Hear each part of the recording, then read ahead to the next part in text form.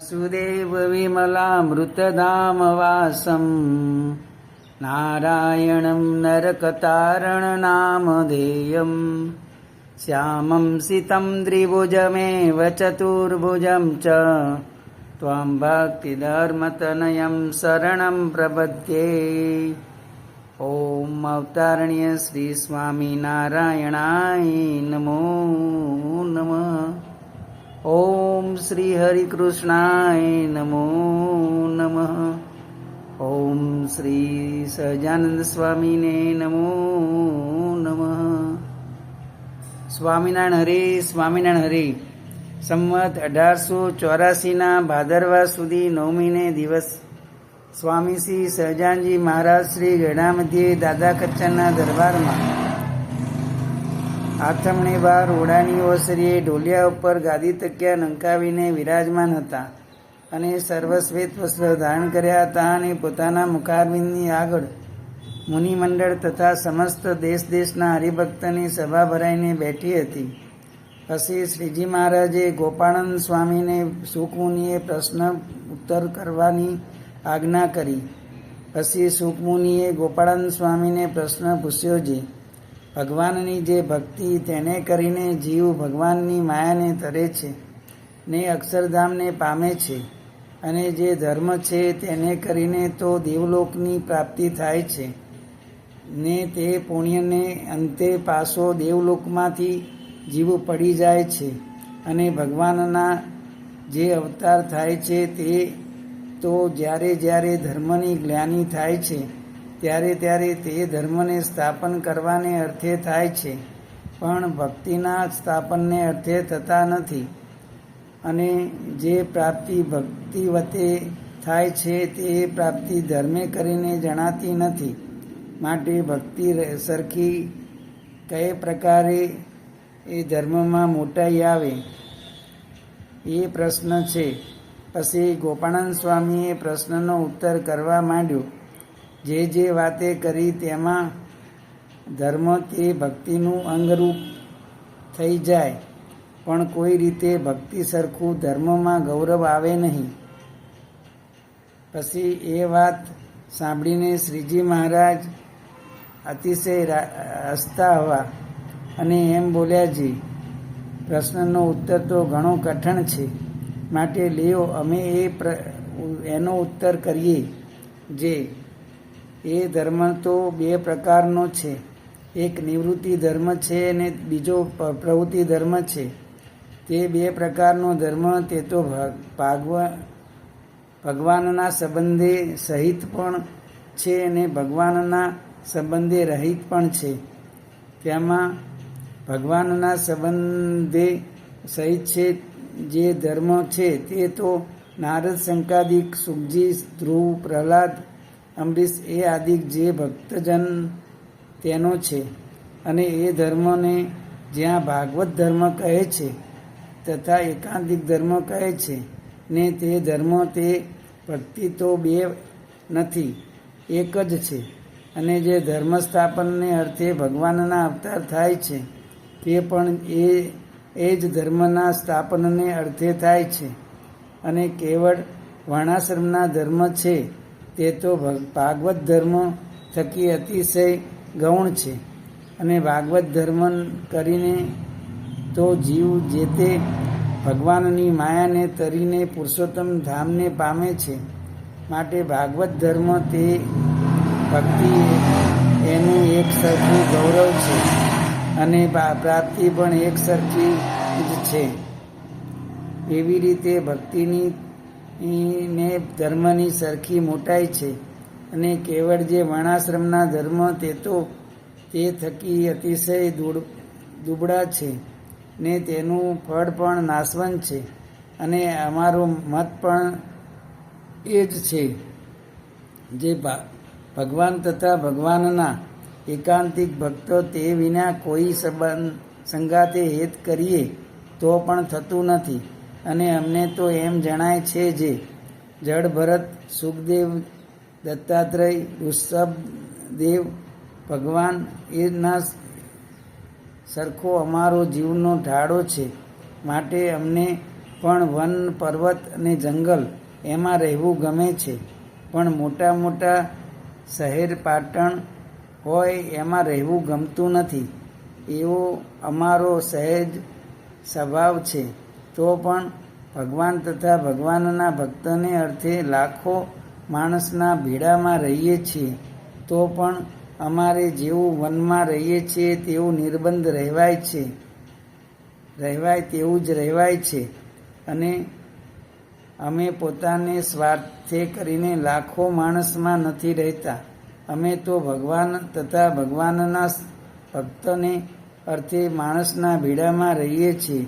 અને ભગવાનના ભક્તને અર્થે ગમે તેટલી પ્રવૃત્તિ કરવી પડે તો પણ એને નિવૃત્તિ જાણીએ છીએ.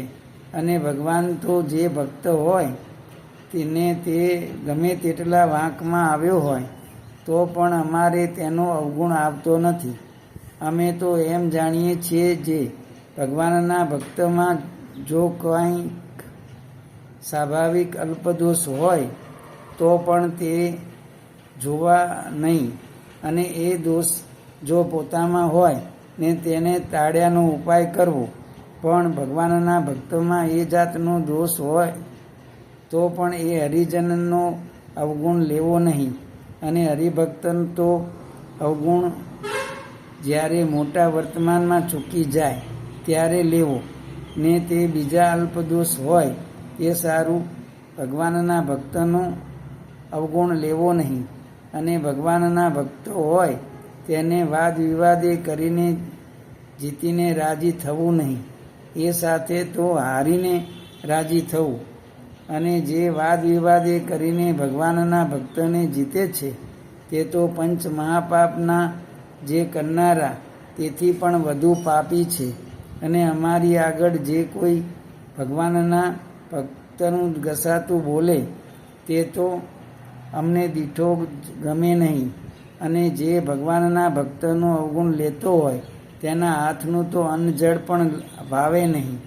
અને દેહનો સંબંધી હોય પણ જો ભગવાનના ભક્તનો અવગુણ લેતો તે સાથે પણ અતિશય કુહેત થઈ જાય. શા માટે? જે આપણે તો આત્મા છીએ તે આપણે દેહ અને દેહના સંબંધી સાથે સારું હેત જોઈએ. આપણે તો સત્તારૂપ રહીને ભગવાન તથા ભગવાનના ભક્ત સંગાથે હેત કર્યું છે.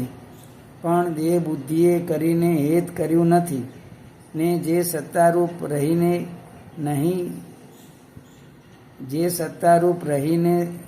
નહીં શકે તેને તો કામ ક્રોધ લોભ મોહ મદ મચ્છરાદિક જે શત્રુ તેને પીડ્યા વિના રહે જ નહીં. માટે જે આત્મસત્તારૂપ થઈને ભક્તિ નહીં કરતા હોય તેનું રૂપ તો આ સત્સંગમાં ઉઘાડું થયા વિના રહે જ નહીં. માટે જે આ સત્સંગ છે તે તો અલૌકિક છે.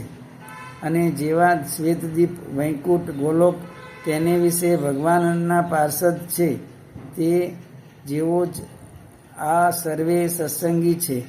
અને અમે તો જેવા સર્વથી પર જે દિવ્ય અક્ષરધામ તેને વિશે ભગવાનના પાર્ષદ છે તે જેવો જો આ સત્સંગીને ન જાણતા હોઈએ તો અમને ભગવાન અને ભગવાનના ભક્તના સમ છે. અને જેને જ્ઞાન વૈરાગ ધર્મ ને ભક્તિ એ અતિશય દ્રઢ નહીં હોય તે તો અંતે જાતા ઢીલો પડ્યા વિના નહીં જ રહે.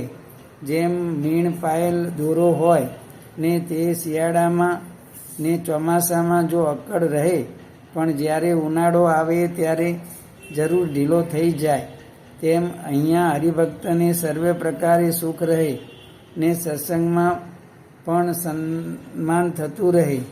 તે રૂપ જે ચોમાસું ને શિયાળો તેમાં તો જ્ઞાન વૈરાગ ભક્તિ અને ધર્મ તે સુધા આકરા જણાય. પણ જ્યારે સત્સંગમાં અપમાન થાય ને દેહ કરીને દુઃખ થાય તે રૂપ જે ઉનાળો તેમાં તો જ્ઞાન વૈરાગ ધર્મ ને ભક્તિ ને મીણ પાયેલા દોરાની પેઠે ઢીલા થઈ જાય તો પણ અમે તો તેને ત્યાગ કરતા નથી. પણ એ જ એની મેળે મનમાં ઓશિયાળો થઈને સત્સંગમાં પાછો હટી જાય છે. પછી તે સત્સંગી કહેવાતો હોય તો પણ તેને અંતરે એ સત્સંગ સંબંધી સુખ રહે નહીં. માટે સત્સંગ કરવો તે તો આત્મસત્તારૂપ થઈને અતિ દ્રઢપણે કરવો, પણ દેહ તથા દેહના સંબંધી તે સંગાથે હેત રહી જાય એવો સત્સંગ કરવો નહીં. જેમ સોનાનો દોરો કર્યો હોય ને તે સહે ઋતુમાં સરખો રહે, પણ ઉનાળાને તાપે કરીને ઢીલો થાય નહીં. તેમ જેનો દ્રઢ સત્સંગ હોય તેને ગમે તેવા દુઃખ આવી પડે તથા ગમે તેટલું સત્સંગમાં અપમાન થાય, પણ તેનું કોઈ રીતે સત્સંગમાંથી મન પાછું હટે નહીં. એવો જે દ્રઢ સત્સંગી વૈષ્ણવ છે તે જ અમારે તો સગાવાલા છે અને તે જ અમારી નાતના છે ને આ દેહે કરીને પણ એવા વૈષ્ણવ ભેળું જ રહેવું છે. તે શ્રી કૃષ્ણ ભગવાનના ધામમાં પણ એવા જ વૈષ્ણવ ભેળું જ રહેવું છે એમ અમારો નિશ્ચય છે અને તમારે પણ એમ નિશ્ચય રાખવો જોઈએ. શા માટે? જે તમે સર્વે અમારા આશ્રિત થયા છો, માટે અમારી એ તમને હિતની વાત હોય તે કહેવી જોઈએ ને મિત્ર પણ તેને જ જાણવો જે પોતાના હિતની વાત હોય તે દુઃખ લગાડીને પણ કહે એ જ મિત્રનું લક્ષણ છે. તે સમજી રાખજો. ઇતિ વચનામૃત ગરડા અંત્યમ પ્રકરણનું 21મું થયું. બોલો શ્રી ઘનશ્યામ મહારાજની જય. બોલો શ્રી સહજાનંદ સ્વામી મહારાજની જય.